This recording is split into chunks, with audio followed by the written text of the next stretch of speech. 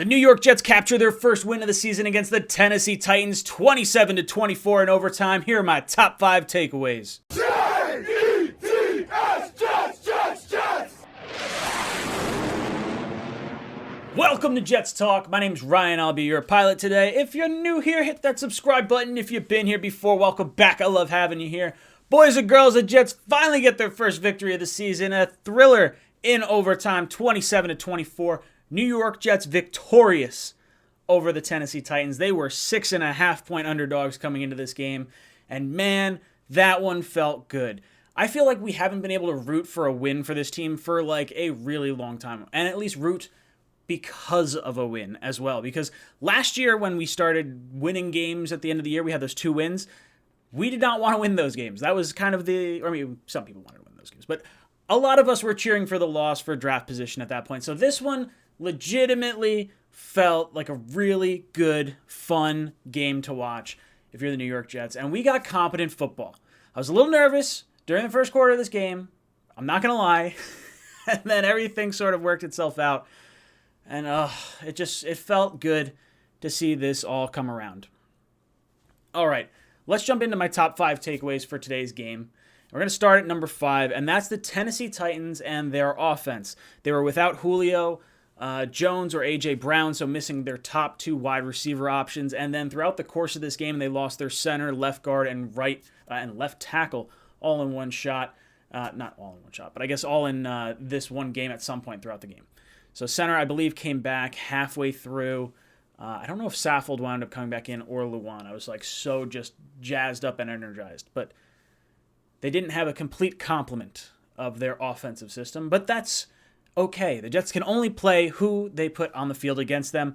Ryan Tannehill winds up going for 30 completions on 49 attempts. He did get sacked 7 times, so they actually had him pass the ball 56 times this game.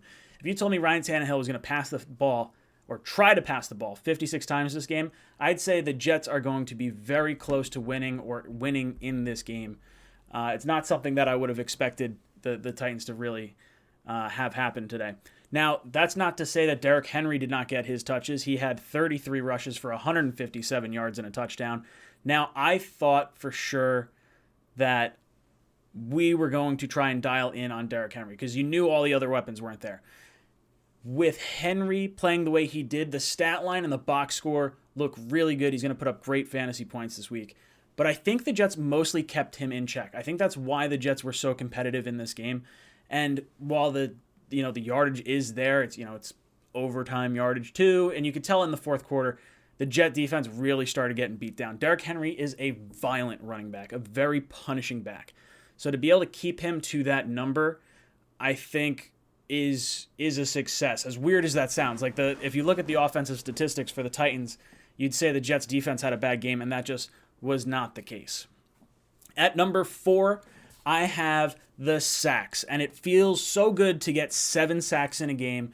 I mean, you're talking, we lose Vinny Curry and Carl Lawson at the beginning of the year, and now everyone's down in the dumps. You don't know if you're going to get any pass rush this season, and to see what the Jets did this game after not being able to really get after the quarterback for the last few years, it just felt really good to see, and it felt like everyone was in on it. You had C.J. Mosley get a sack, Quincy Williams get a sack, Quentin Williams had 2 sacks, John Franklin Myers had a sack, Bryce Hall had half a sack, Bryce Huff had the other half, plus an additional sack, so a total of 7 sacks across the board for this lineup today.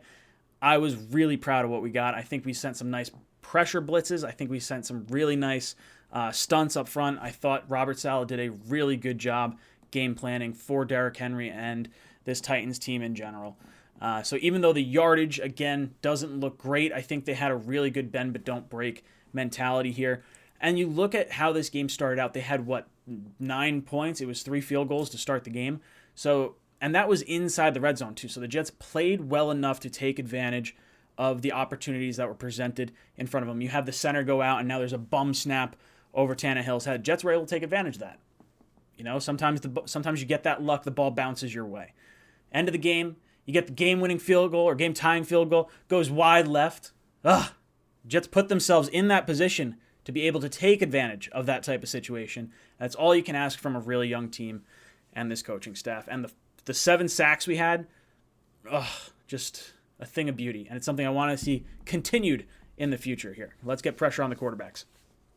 At number 3, I want to highlight some specific defensive players here, and that is one CJ Mosley and Quincy Williams. Quincy Williams might be the best waiver wire pickup we've ever had. That was absolutely an incredible pickup by Joe Douglas. He had 10 tackles, 2 assists, and a sack today, and it felt like he was around the ball all day long. And CJ Mosley, same thing.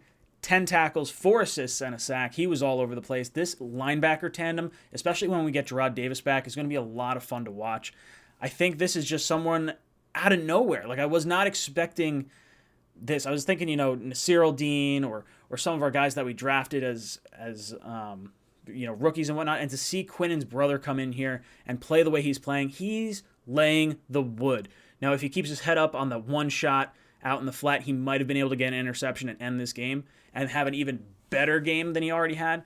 But this linebacker core today was really impressive. I was really happy with everything we got from this unit. At number 2, I'm talking the wide receivers, specifically the revenge game from Corey Davis. He had 4 receptions, 111 yards, and a touchdown. It was nice to see him get that victory against his former team, because they did not even want to negotiate with him when he was becoming a free agent this past offseason.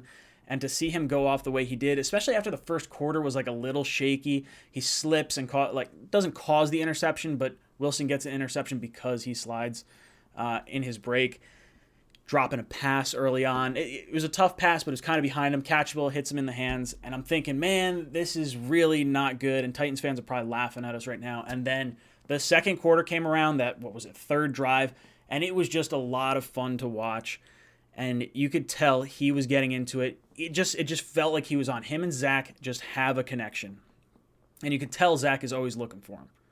Keelan Cole has a nice game.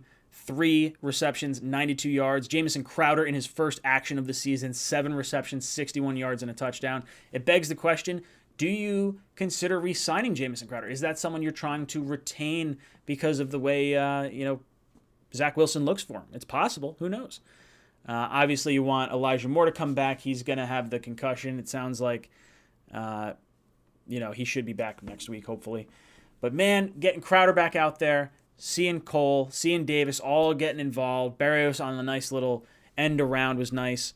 And then Denzel Mims, the player that was going to be active, that we were like, man, we got to get him the ball and see him out there and making plays. Well, I think he had 2 snaps, no targets, just completely non-factor in this game. And people are going to say, well, Ryan, you said you wanted to see him. I do want to see him. But when things are going this well, you got to keep riding what's working. And Corey Davis absolutely had the juice to go against his former team. I think feeding him the ball was the right move here.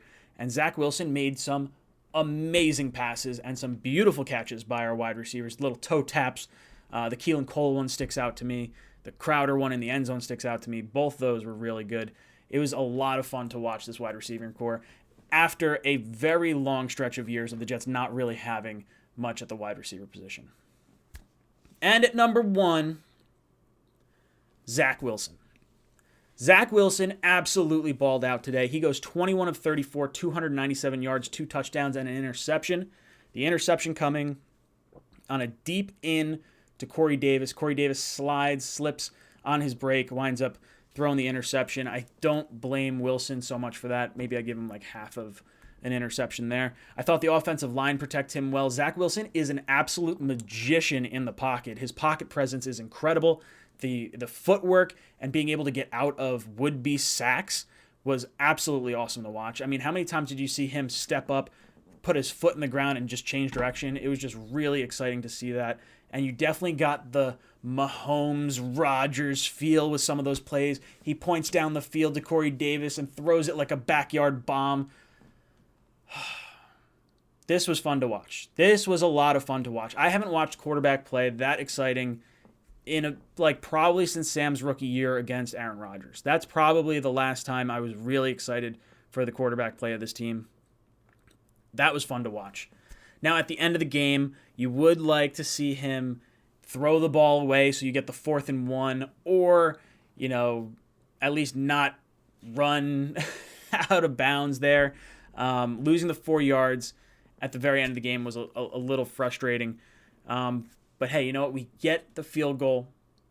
The defense goes back out there, holds their own. They wind up forcing a long field goal, a 49-yarder for the Titans, and the Titans wind up missing it wide left. These are opportunities that the Jets in previous years would not be able to take advantage of, and the Jets today took care of business. They were able to take advantage of the mistakes the Titans made. They were able to make plays when it mattered the most, and Zach Wilson, Robert Saleh, you guys came out and absolutely lit it up. I was really happy with what we got. This is the type of game that makes me proud to be a Jets fan. Some other honorable mentions off the top of my head.